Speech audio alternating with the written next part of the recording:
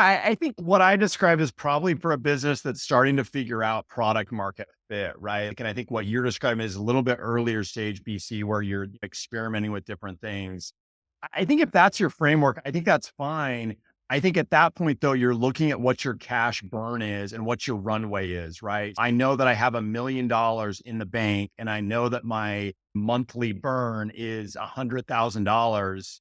Okay, we've got 10 months of survival left. I think you've got to look at it that way. And if you are just, again, figuring out product market fit, I think what you're trying to do then is maximize how long your cash will last, right? Because and the game at that point is you do need to figure out what the product market fit is before the cash runs out.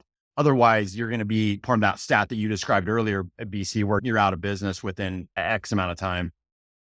The key thing here, though, whether you're an early stage company trying to figure out what your business model is and your product, whether you have achieved product market fit or not, or whether you're a later stage company, the discipline to understand and manage your cash flow, your free cash flow, is it accurate to say is in some ways as important or more important than addressing sort of gap accounting and P&L from a, I think pure so. survival?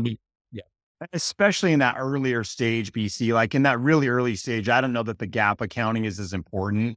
Like, obviously, you have to have some level of bookkeeping to be able to do tax returns and things like that. But the gap accounting in that early stage really doesn't matter. I think that the cash flow is much more important and really needs to be monitored really closely, especially if you're in a net cash burn position.